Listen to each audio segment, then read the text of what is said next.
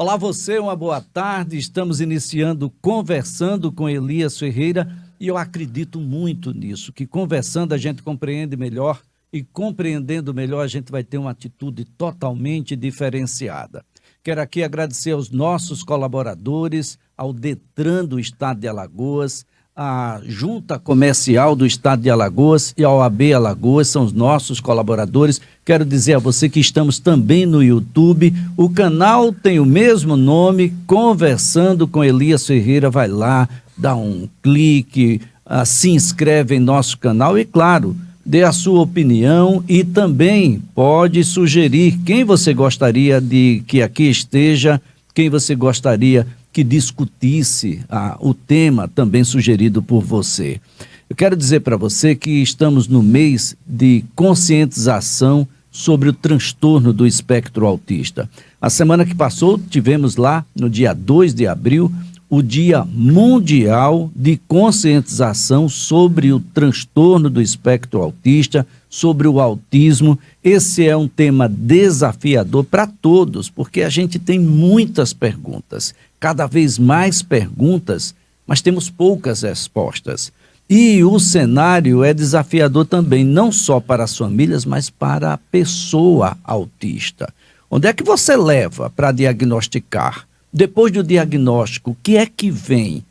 Tem terapias à sua disposição, porque elas precisam ser cada vez mais precoces.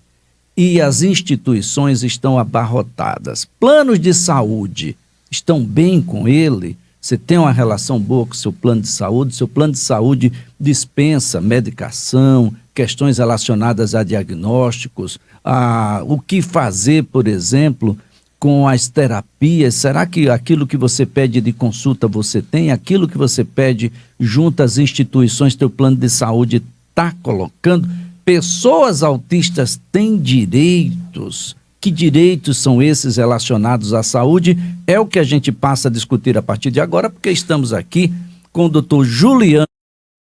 É uma das vozes mais respeitáveis quando o assunto é direito médico e da aqui, conversando com Elias Ferreira. Uma boa tarde. Boa tarde, Elias. É uma satisfação, principalmente para a gente abordar um tema extremamente sensível, diria, que cada vez mais a sociedade tenta se inteirar e saber como se desvencilhar dos vários e vários obstáculos, como você bem pontuou aí na abertura, que infelizmente essas famílias, especialmente esses pais e essas mães, porque em grande maioria nós temos aí como assistidos crianças, né, por hora, e infelizmente de fato não é fácil, né? Você já tem o primeiro obstáculo, que é aprender a lidar com o diagnóstico em si, e a partir daí você termina tendo que ter serenidade, vamos dizer assim, para poder ir se adaptando a um cenário de realidade que não é tão simples o quanto deveria ser, porque nós temos inúmeras legislações, normas, regulamentações prevendo diversos direitos. A efetivação deles ainda é um obstáculo que as pessoas enfrentam, e nós precisamos pontuar e dar luz a isso, porque só quem passa, como nós falamos popularmente, é que sabe. Não é fácil o cotidiano quando você precisa efetivar esses direitos lá na ponta. Doutor Juliano, é uma situação bastante interessante, porque não faz muito tempo, e a gente falava sobre documentos americanos, a gente não tem números ainda confiáveis sobre o tema no Brasil, mas a gente falava em 2.400 nascimentos, um diagnóstico de pessoas autistas, ou 2.400 pessoas até 8 anos de idade, um diagnóstico de pessoa autista. Agora, na atualidade, nós falamos sobre 1 para cada 36. É incrível, porque isso nos dá uma ideia de quantas pessoas estão dentro do espectro. E o espectro agora é amplo, porque aquilo que estava fora, como Asperger, agora está dentro. E tem muita gente que está sendo diagnosticado na vida adulta, praticamente, ou seja, isso é do nascedouro, né? A gente tem isso de forma congênita, isso vem de uma hereditariedade também, e nós temos uma pergunta aí que ainda não tem resposta. O que é que causa o autismo? Por que que as pessoas nascem com autismo dentro do espectro autista? Esse desafio inicial é o que também de certa forma, nos traz alguns muros para diagnosticar. Diagnosticar ainda tem sido também um desafio, doutor. Certamente, certamente. E assim, por mais que você tenha hoje profissionais mais especializados, né, quando a gente compara aí no universo de tempo de 10 anos, 15 anos, era bastante complicado, nem profissional você tinha. Aqui no nosso estado, então, era ainda mais escasso. Hoje você já tem vários e vários profissionais especializados, dedicados a essa temática, e você consegue ampliar um pouco esse acesso a esse diagnóstico. Por outro lado, quando a gente pega uma população como a nossa, aqui em Alagoas, que 90% dela está ainda sendo assistida unicamente pelo Sistema Único de Saúde, não no universo da iniciativa privada, você agrava ainda mais esse acesso e esse diagnóstico mais preciso e especialmente, Elias, a gente ouve cotidianamente, eu me deparo com inúmeros relatórios médicos e todos reiteram, quanto mais precocemente esse paciente for diagnosticado e quanto mais precocemente ele for abordado do ponto de vista multiprofissional de terapias, melhores são os resultados que a gente consegue do ponto de vista de desenvolvimento dessas pessoas, especialmente dessas crianças. Então é algo de fato, eu diria até que o poder público necessita enxergar isso. O número de diagnósticos, como você bem pontua, cresceu de maneira exponencial, é até assustador, né? Por isso tantas perguntas, tantas dúvidas, e as famílias muitas vezes, Elias, já começam a suportar determinados preconceitos sob a ótica de que se criou um mercado, entre aspas, no entorno dessas crianças, e a gente não pode permitir que crianças que foram devidamente diagnosticadas, devidamente assistidas por profissionais habilitados, que chegaram após uma aferição a um resultado e a um diagnóstico fechado, delimitado, que essas pessoas enfrentem inúmeros obstáculos para acessar o tratamento, simplesmente porque se quer trazer um contexto de que existem hoje, de forma superlativa, vamos dizer assim, diagnósticos excessivos em crianças que sequer têm.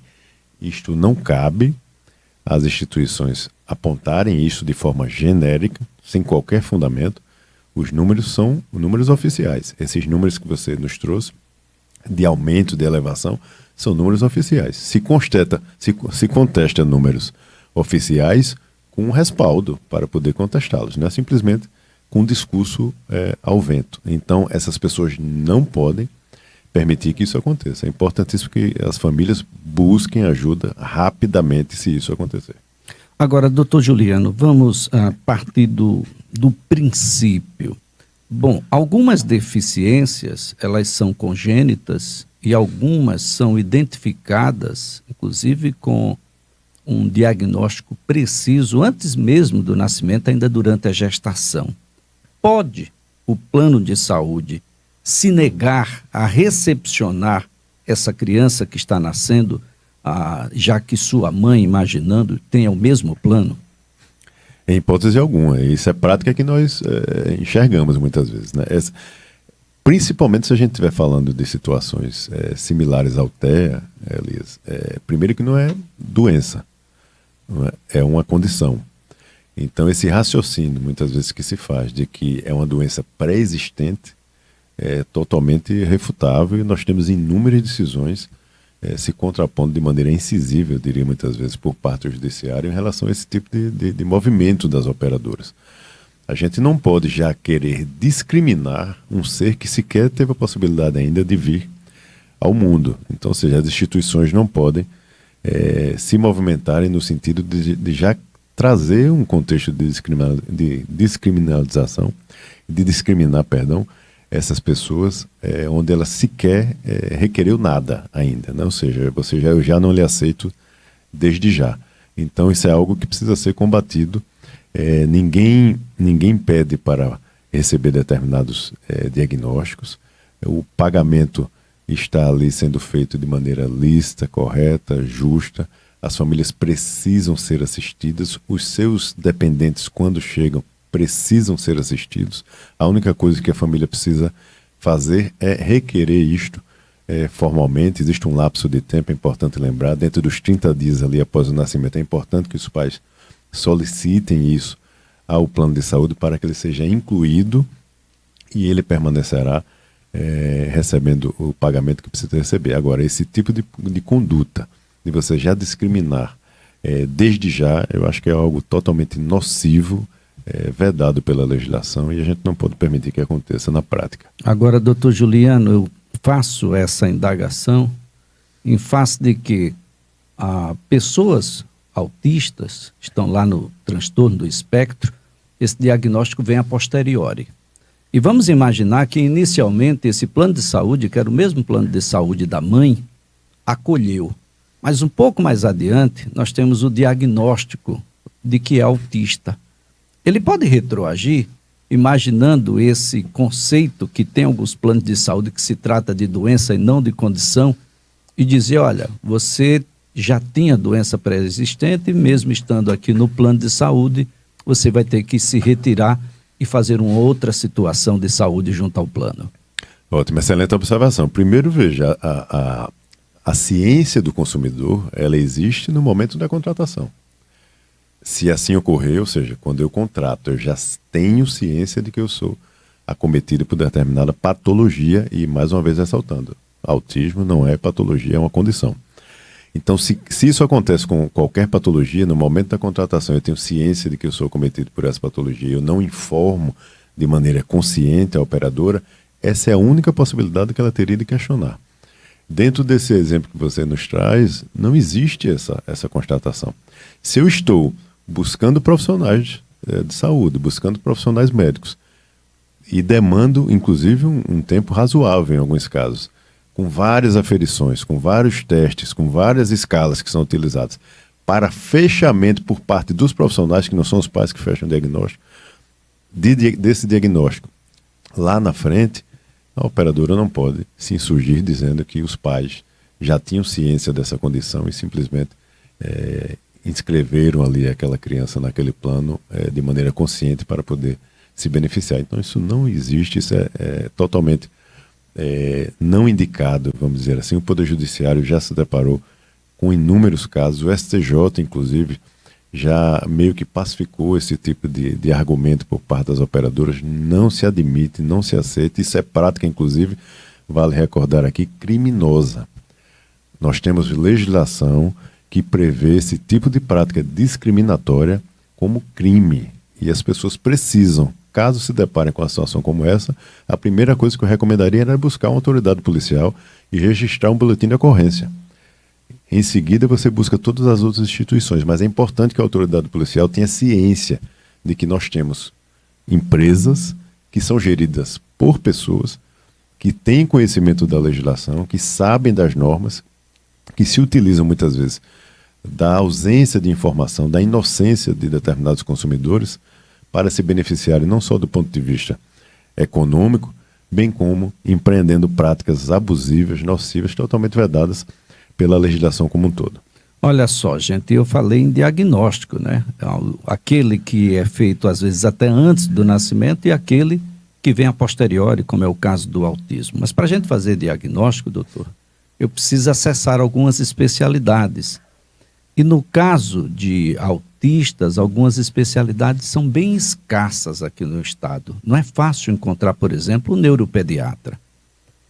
Não havendo no plano de saúde a disponibilidade, ou havendo, mas essa disponibilidade só está muito distante, daqui a 3 meses, 4 meses, e a gente sabe do significado da palavra tempo para essas pessoas iniciarem as suas terapias, e a palavra precoce também é uma outra muito importante. Bom, se a gente não consegue chegar nesse especialista, a gente não consegue chegar também na conclusão diagnóstica. O que fazer nesses casos? Procurar a operadora de pronto, Elias. É importante que as pessoas tenham o hábito de, havendo qualquer tipo de situação, eles fazerem contato, se possível, um contato mais formal. O que é que eu quero dizer com formal? Formal é você fazer contato por e-mail, por mensagem, se for por ligação, pedindo o número do protocolo para que você possa documentar este contato que foi efetivado com a operadora.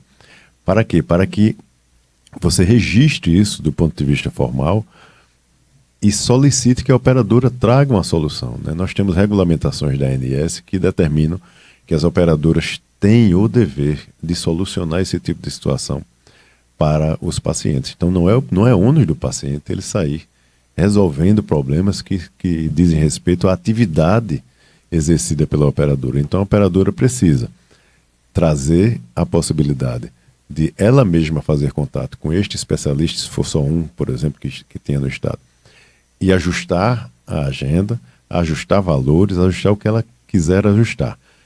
Não dando certo, ela indique um outro especialista fora da sua rede, por exemplo, para que o paciente busque, seja pela via de reembolso, seja ela mesma fazendo esse pagamento, porque nós temos, do ponto de vista econômico e social, famílias que não têm essa possibilidade econômica de pagar a depender do valor. Especialistas assim com essa escassez, como você ressalta, muitas vezes tem um valor de consulta extremamente elevado.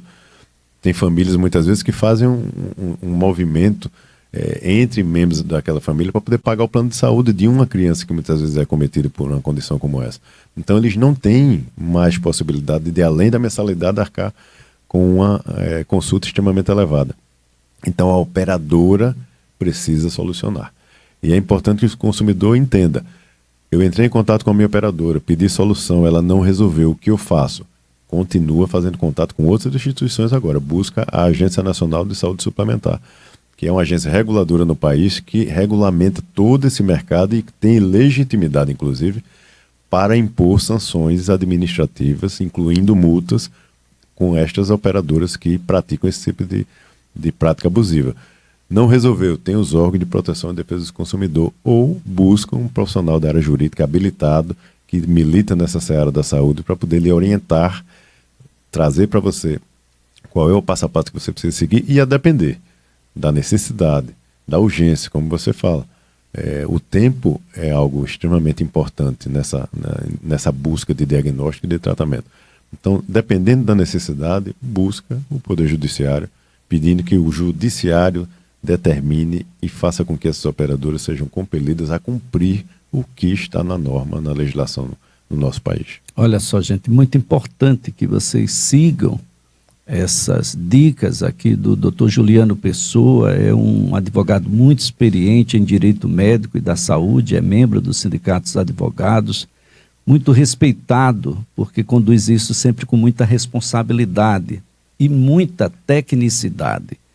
Existem legislações que precisam ser cumpridas, assim como você precisa cumprir junto ao seu plano de saúde, adimplendo, né, com adimplemento, o pagamento das suas mensalidades. Você também tem o direito daquilo que fora contratado. E as pessoas não podem ficar jogando você, não, olha, vocês estão gastando muito, então agora vocês saem do plano que praticamente inexiste, né, o plano pessoal e familiar, e agora a gente joga para um plano de coparticipação. Mas ainda em relação àquela situação, doutor, é claro, no caso do autismo, o diagnóstico é clínico, a gente não tem nenhum exame de altíssima complexidade, mas nós temos outras deficiências aqui, pessoas, por exemplo, com síndrome de Down, que precisam e muitas vezes já nasce com cardiopatia congênita, e essas cardiopatias a gente sabe que exigem exames mais complexos. Isso precisa estar garantido? Tem algum plano que a gente possa dizer, não, esse plano é menorzinho e ele não precisa cumprir aquilo que os demais planos cumprem? Ótimo, veja, primeiro que essa obrigatoriedade, aliás, vem das normas e da legislação, né? O porte do plano, do ponto de vista de vulto empresarial, pouco importa, né? Ele está também adstrito às normas que ali constam. Então, ou seja, se ele é operadora de plano de saúde, ele precisa cumprir as regulamentações, especialmente o que consta lá na Lei 9656, que é quem regulamenta de forma mais direta, mais objetiva, todo esse mercado. Eu parto sempre do princípio que o paciente, diretamente, os familiares, não buscam qualquer tratamento ou qualquer exame, seja ele complexo ou não. Tudo isto a gente precisa recordar parte de uma prescrição médica. Então existe um profissional habilitado, tecnicamente respaldado, que está em busca de alguma informação que é muitas vezes imprescindível para o fechamento de um diagnóstico, para o direcionamento terapêutico de um tratamento. Então, é isso que a gente precisa ter em mente. Quem está preconizando aquele exame, quem está requerendo, é o profissional médico. Então, eu entendo que o gestor da operadora, por exemplo, ele não pode simplesmente questionar, contrariar a prescrição formulada pelo profissional médico. Seja por meio de negativas, muitas vezes diretas, como a gente se depara, seja por meio de artifícios, como criação de juntas internas, auditorias internas nas operadoras, onde muitas vezes nós temos até profissionais que nem médicos são profissionais com foco meramente administrativo, né, focado em outras questões, não nas questões técnico-científicas.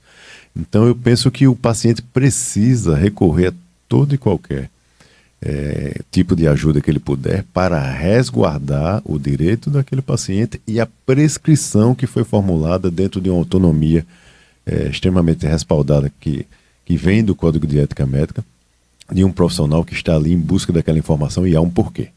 Doutor Juliano, a gente falava sobre relatório médico e falava sobre diagnóstico. Eu quero dedicar esse bloco a esse relatório médico e a relação que ele tem para com o que vai ser feito a partir daí, das estimulações que precisam acontecer a cada vez mais cedo, das relações e das obrigações que têm as operadoras de plano de saúde de garantir que esses profissionais tenham acesso a essas pessoas e essas pessoas as habilidades desses profissionais, doutor. Isso, e veja, você toca nesse ponto, eu diria que é o pilar principal de toda essa busca, né, do paciente em relação à efetivação do tratamento e da terapêutica que foi prescrita. Muitos médicos, às vezes, Elisa, a gente se depara com relatórios extremamente sucintos, breves, de meia página alguns. A gente sabe que a vida do profissional médico é bastante corrida, é bastante dinâmica, mas é importantíssimo, eu diria, que esses profissionais hoje atentem para a forma imprescindível que esse documento tem enquanto papel crucial para que ele acesse aquele tratamento que foi prescrito. Por que eu digo isso? Nós temos até decisões hoje. Vale lembrar aqui para a sociedade como um todo que o STF, inclusive a Corte Suprema do nosso país, vem fazendo meio que um alinhamento de como é que as pessoas acessam tratamentos, acessam medicamentos, e este é um documento crucial. Então o médico precisa de fato ter o hábito de dedicar mais tempo a isso e trazer um relatório médico de fato circunstanciado, onde ele traga de maneira pormenorizada tudo que envolve aquela condição, quais são os benefícios da terapêutica que está tentando se implementar, quais são os riscos caso esta terapêutica não seja implementada, se existe lapso de tempo que conta para essa implementação, caso o paciente inicie, depois suspenda, tem risco, o risco ele é recuperável ou não. A gente se depara em muitos casos com operadoras que simplesmente, obrigadas por decisões judiciais, implementam o tratamento do paciente, 6 meses depois, sem qualquer justificativa, o tratamento é suspenso. Mesmo com a decisão judicial que efetivou aquele tratamento ainda vigente. Então isso é um verdadeiro absurdo. A decisão judicial ainda existe, o tratamento estava em curso e ela simplesmente suspende. E o paciente tem que correr novamente com todo aquele movimento de bastidor que foi feito junto ao Poder Judiciário para obrigá-la a retomar.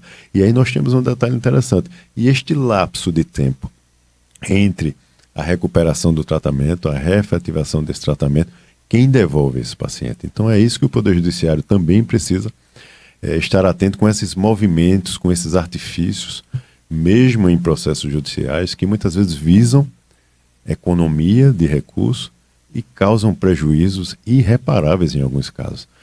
Muitos médicos destacam, o paciente inserido no TEL é um paciente muito sensível, a depender do período que ele iniciou o tratamento, a depender do contexto que ele esteja inserido, se você rompe de maneira abrupta esse tratamento, ele vai retroagir, não é que ele vai estacionar no ponto que ele está, ele irá retroagir, muitas vezes ele perde todo o período, todo o esforço que foi feito é simplesmente descartado com esse tipo de movimento. Então a gente não pode conceber esse tipo de postura totalmente irresponsável por parte de algumas empresas. Então é importantíssimo, de fato, que o médico cumpra o seu papel, Até porque hoje vale enfatizar aqui, o Poder Judiciário é assistido por um núcleo técnico, né? Dentro do Tribunal de Justiça do Estado de Alagoas, inclusive, nós temos o NATJUS. O NATJUS é composto por médicos. E muitas vezes, em alguns casos, especialmente aqueles casos mais complexos, o primeiro despacho do magistrado é encaminhar o processo para esse núcleo, requerendo parecer. E muitas vezes, por conta de deficiência nessa documentação, o parecer pode vir indeferindo ou não concordando com aquilo que foi prescrito. Então é importantíssimo que se perca um pouco de tempo. Eu costumo dizer isso aos clientes que assisto.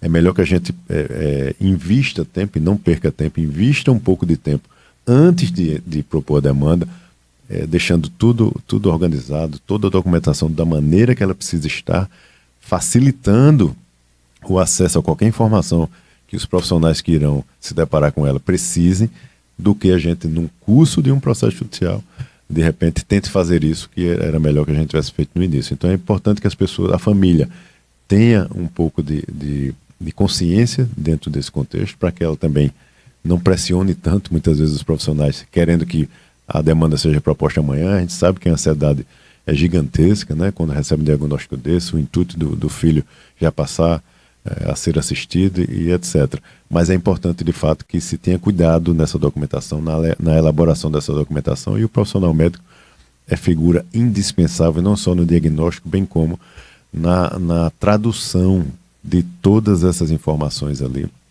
para uma linguagem inteligível para o Poder Judiciário. É muito importante. As cortes superiores vêm robustecendo esse poder que tem a autoridade médica. Isso é muito importante. Agora, essa autoridade, ela está revestida de uma obrigação de ser muito claro, direto, incisivo naquilo que ele está propondo. Primeiro ele precisa dizer do que está se tratando. Olha, o diagnóstico precisa ser muito claro. Nós estamos falando sobre uma pessoa que está no transtorno do espectro autista, e se ele puder, já pode inclusive posicionar no espectro em que lugar se encontra essa pessoa, se é no suporte 1, 2 ou 3, traçar toda a terapêutica, e precisa justificar, porque essa terapêutica é importante, né, doutor? Estou tentando aqui compreender o doutor Juliano Pessoa, porque ele precisa dizer que a gente vai precisar fazer fono, porque se ele fizer fono vai acontecer isso e isso. Se ele deixar de fazer, também vai acontecer isso, isso e isso. Isso precisa ficar muito claro. E a partir daí, as obrigações daqueles que estão associados às operadoras. As operadoras precisam cumprir. E é aí onde a coisa fica complicada, doutor. Inclusive, nós tivemos um movimento recente que ainda está em curso de um conflito muito grande entre as operadoras e as clínicas que prestam esse serviço. Como é que está essa situação hoje, doutor? Isso permanece assim. As operadoras, infelizmente, elas subestimaram muito lá atrás essa crescente de diagnósticos, não se instrumentalizaram, né? Não se estruturaram do ponto de vista de estrutura física, inclusive, e hoje elas tentam correr atrás do prejuízo, algumas tentando se estruturar, construindo espaços para poder recepcionar essas pessoas, e outras ainda tendo que terceirizar, e essa terceirização muitas vezes algumas entendem que traz algum prejuízo, né, do ponto de vista econômico, por conta de uma ausência de controle maior que ela teria se fosse a sua própria rede.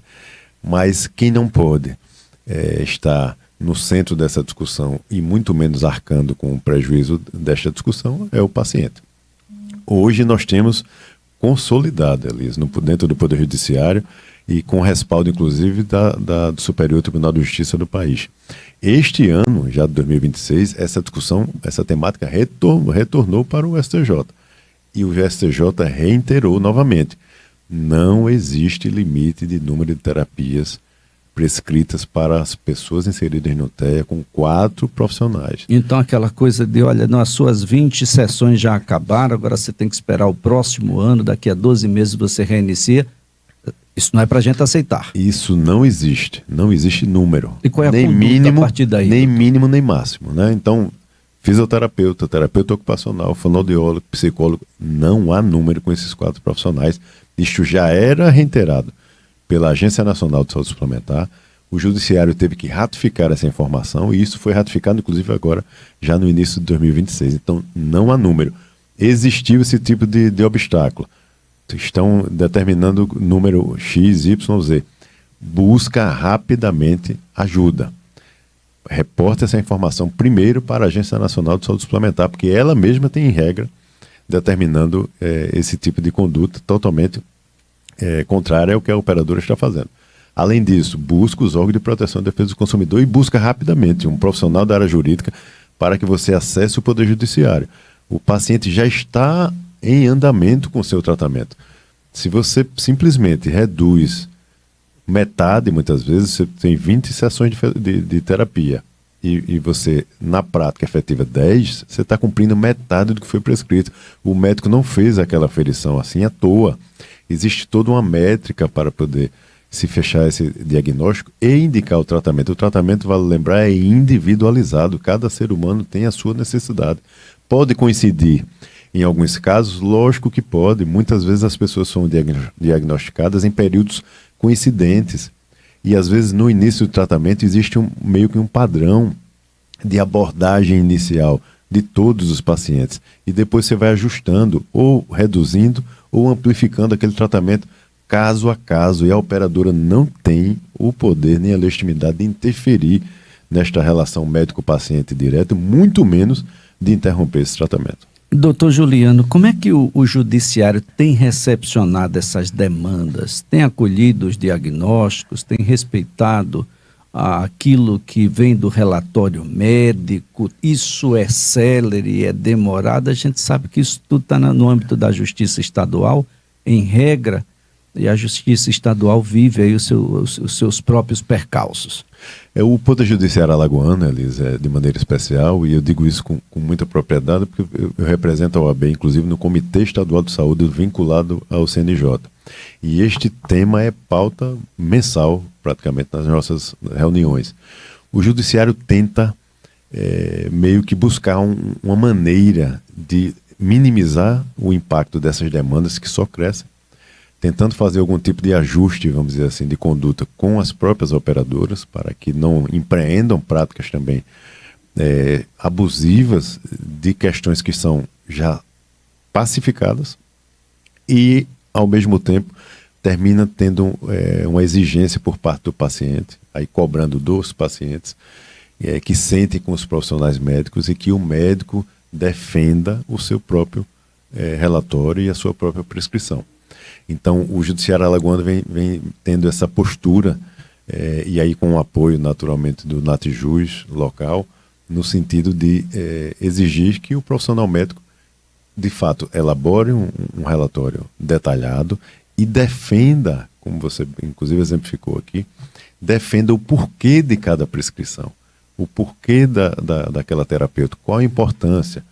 Caso não seja feito desta forma, qual seria a outra possibilidade e por quê? Se não há possibilidade e é rígida aquela prescrição, por que condição? Então, ou seja, é importantíssimo que o médico, de fato, traga uma defesa daquele caso concreto, do porquê, daquele formato de terapia, porque o judiciário vem sendo um pouco rigoroso, eu posso chamar assim, quando ele se depara com relatórios com muita similaridade em pacientes distintos, com formatos de terapias, Elias, muitas vezes buscando, de alguma forma, algum tipo de padrão, né? Então, ou seja, essa padronização de tratamento ou de relatório, isso vem sendo observado pelo Poder Judiciário por conta de situações que muitas vezes, infelizmente, acontecem envolvendo algumas instituições e profissionais, né? Que muitas vezes desencadeiam aí até investigações do próprio Ministério Público para apuração da conduta daquelas pessoas.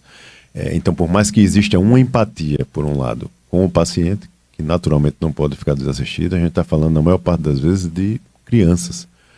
Crianças que têm o amparo da Constituição Federal, do Estatuto da Criança e do Adolescente, do Código de Defesa do Consumidor, de todas as normas que a gente puder citar aqui. Então, a gente não pode permitir que estas crianças, totalmente inocentes, que necessitam simplesmente receber a sua assistência, paguem por toda uma rede que se queira indicar aí de qualquer tipo de ilegalidade. Mas, por outro lado, se cobra cada vez mais que os profissionais envolvidos nessa assistência, não só os médicos, bem como os próprios advogados. Eu digo isso porque os juízes pedem hoje um rigor muito maior na elaboração das petições iniciais, do ponto de vista de você ser mais técnico, ser mais preciso e não simplesmente ficar trazendo uma obrigação de forma genérica. Então o judiciário vem tendo um olhar mais criterioso para essas demandas, mas nós não enxergamos ainda que os pacientes vêm ficando desassistidos. Eu acho que ainda há uma proteção a essa parte mais vulnerável. É super importante, né? Nós tivemos aí algumas modificações em varas. Nós tínhamos um conflito, a vara da infância com a vara da saúde, e aí, como era de saúde, eu jogava para a infância dizia assim, mas isso aqui, ele já não é mais tão infante assim, a gente joga para a saúde, e essas coisas todas começaram a ser dirimidas, mas o fato é, a magistratura precisa enfrentar primeiro a liminar, para garantir que essas pessoas tenham assistência. E depois enfrentar o mérito e trazer a responsabilidade para quem tem, de fato, os argumentos mais acolhidos pela própria justiça. Mas essas liminares, elas têm que acontecer em tempo hábil, porque tempo é uma coisa que essas pessoas não têm. E como diz aqui o doutor Juliano, elas não podem pagar por isso. Temos uma situação grave, porque primeiro isso nasce de um grande preconceito. Depois que a ciência vem desmistificando e os números de trabalhos científicos vêm se multiplicando e a qualidade desses trabalhos também, os resultados vêm aparecendo, a palavra canabidiol vai se separando, vai se afastando da maconha, do preconceito que atinge a sociedade inteira. Isso não deve ser diferente para com a magistratura, para com os tribunais, para aqueles que analisam essas petições, mas o fato é que canabidiol passou a ser um elemento importante quando o assunto é transtorno do espectro autista. Tem muita gente já prescrevendo isso e muita gente séria, competente. E como é que tem sido o acesso a ele, doutor? Ainda existe discussão, Elias, mas eu diria que vem se desmistificando um pouco, né? É como você fala, vem crescendo muito o número não só de estudos, como de resultados práticos, de evidências científicas, vamos dizer assim, de forma muito objetiva, muito clara. Então hoje você já consegue acessar com um pouco mais de facilidade, ao menos, aqueles que já estão devidamente registrados, todos homologados junto à Anvisa e já disponíveis no mercado como um todo. Ainda há bastante discussão, eu diria, naqueles pedidos, naqueles pleitos onde você muitas vezes quer fabricar, entre aspas, né? Você quer ter na sua residência. Então isso ainda há bastante discussão. Mas o acesso ao medicamento em si, em diversos casos, quando você consegue abordar de maneira mais específica, mais técnica, trazendo este contraponto de benefício para o paciente, a gente já começa a enxergar um número crescente de decisões favoráveis a estes pacientes. Inclusive, a gente vê isso dos tribunais até o Superior Tribunal de Justiça, inclusive já com algumas decisões com amparo do STF. Mas, por outro lado, permanece ainda essa discussão do ponto de vista de alcance, de amplitude de acesso, e é natural que a população como um todo e os pais e mães terminem tendo uma ansiedade quando a gente fala dessa temática, mas é importante que tudo que esteja envolvido com essa questão do canabidiol seja minuciosamente detalhado, documentado, para que você consiga trazer um ponto indicativo ali do porquê desta necessidade, em que ponto, o que é que traz de benefício para esse paciente, assim como qualquer outro medicamento, por mais que o canabidiol formalmente não seja ainda visto desta forma como um medicamento, mas traz benefícios inúmeros, de fato, como você ressalta. É importante destacar como é que estão os outros medicamentos, estão mais acessíveis, porque quando a gente fala em transtorno do espectro autista, é comum que essas pessoas venham com outras comorbidades e a análise vai para muito além do cardiopediatra, do neuropediatra, do psicólogo. A gente pode ter aí o ingresso de um psiquiatra, a gente pode precisar de determinadas medicações, para que a gente possa acessá-las? Como é que tem sido isso, doutor? Veja, Liz, até porque essas crianças muitas vezes têm uma associação, vamos dizer assim, né? Tem o TEA associado com uma patologia, muitas vezes, do ponto de vista neurológico, especialmente. Então, por mais que exista resistência, se a gente falar de operadora, sempre a gente vai falar de resistência, não há como a gente fugir disso. Mas nós já temos isso sendo meio que vencido por decisões judiciais. É extremamente lícito, não só o paciente inserido no TEA, como qualquer outro paciente, acessar esse tratamento se há uma necessidade aferida pelo profissional. Então, novamente, eu volto ao ponto da questão da prescrição médica. Quem vai aferir essa necessidade é o médico. Se o médico faz essa aferição, verifica uma necessidade de acessar determinada droga, determinada substância, não é a resistência da operadora que tem que vencer essa batalha. É esta necessidade do ponto de vista médico que precisa vencer. Então, isto já vem sendo vencido no dia a dia, pelo menos do ponto de vista de análise de decisões judiciais. O que a gente muitas vezes se depara são com famílias que não se movimentam em alguns casos quando essa negativa existe por parte da operadora. A operadora, mesmo que esteja no rol da ANS, mesmo que esteja com a obrigatoriedade de dispensar, muitas vezes ela traz um contexto, seja por meio da diretriz de utilização do próprio rol da ANS, que traz os requisitos do paciente acessar ou não, mas se o médico tem ciência da diretriz de utilização. Então, se o médico, mesmo com a ciência dessa diretriz, traz que aquele paciente, naquele caso concreto, necessita de determinada substância, este ponto pode simplesmente ser superado por conta dessa evidência que o profissional médico traz. Então, é importante que as pessoas busquem, porque é direito, assim como todos os outros direitos que nós mencionamos aqui, é direito dessas pessoas acessar os tratamentos que são prescritos também. Agora, doutor Juliano, só para a gente encerrar aqui, tem muitas pessoas sendo diagnosticadas agora, e essas pessoas não estão encontrando mais aqueles planos de saúde do passado, individual, familiar, e entram em coparticipação. Mas olha, é meio que uma sociedade estranha. Muitas das vezes, a coparticipação, a parcela é maior do que o do próprio plano. A gente tem novas regras, a gente tem saídas, porque chega uma hora que a coparticipação está quase que fazendo o efeito se você fosse pela via particular. Isso, do ponto de vista de regulamentação, nós não temos novidade, Elias, mas do ponto de vista de jurisprudência, aí sim. Essa discussão assim, cresceu de forma vertiginosa, chegou no Superior Tribunal de Justiça e o STF já pacificou o entendimento no sentido de que essa coparticipação, naturalmente, ela não pode ultrapassar o valor da mensalidade do plano. A gente se deparava com casos assim extremamente estarrecedores, da criança ter uma mensalidade de R$300, por exemplo, e um valor de coparticipação de R$8.000. Então, ou seja, é impagável. Indiretamente, as operadoras estavam se utilizando mais uma vez, infelizmente, de um artifício, de um movimento de bastidor para expulsar indiretamente essas crianças do plano. Essa é a conclusão que nós chegamos.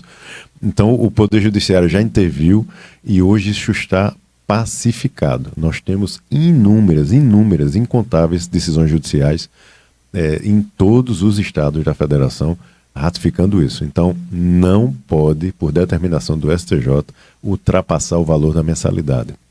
Eu estou recebendo acima disso. Busque imediatamente ajuda. Reporte, peça esclarecimento à operadora do que se trata, ela tem que trazer, inclusive. A gente ainda vê esse absurdo.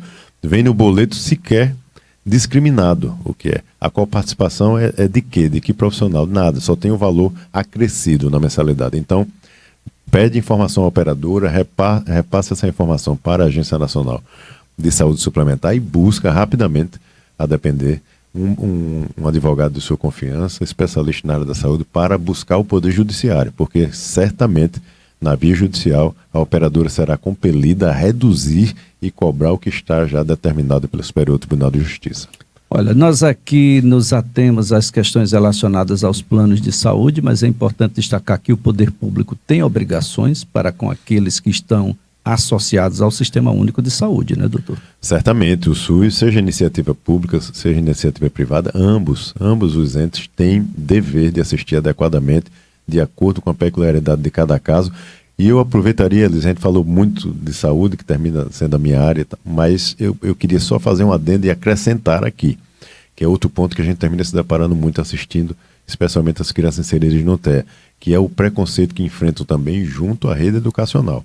Vale lembrar que, assim como acontece na saúde, na educação também, esta criança não pode receber qualquer tipo de recusa pela sua condição, tendo inclusive o direito, se for o caso aferido naquele caso concreto dela, ter o direito de ter um auxiliar, um professor auxiliar de forma individualizada, a depender da condição que ela foi constatada. Então, tudo isso é direito resguardado. Doutor Juliano Pessoa, mais uma vez, muito obrigado pelos esclarecimentos. Tenho certeza que ajudamos a muita gente a compreender um pouco melhor e, compreendendo, ter aquela atitude que a gente espera, uma atitude totalmente diferenciada, mais proativa. Muito obrigado. Eu que agradeço, estarei sempre à disposição. Foi uma satisfação. Olha, doutor Juliano Pessoa, advogado, extremamente respeitado aqui no estado de Alagoas em direito médico e da saúde. Julgo que você precisa não só de um advogado nessa especialidade da sua confiança, mas também de um advogado previdenciário, aqueles principalmente que são mais vulneráveis, aqueles que estão em uma condição social um pouco mais difícil. E digo que você converse muito com o seu médico. Atenção, médicos, facilita muito a vida de todos, inclusive a sua, quando o relatório ele vem com tudo aquilo que a gente já detalhou aqui. Tá bom assim? Vamos juntos para que a gente possa tornar a vida dessas pessoas cada vez melhor e o seu desenvolvimento global ser uma realidade. Olha, é assim que a gente vai colocando aqui um ponto final no Conversando com Elias Ferreira desta terça-feira, agradecendo ao Detran Alagoas, a Junta Comercial do Estado de Alagoas, ao OAB Alagoas, dizendo para você que Conversando com Elias Ferreira estará de volta na próxima terça-feira, a partir das 14 horas. Até lá!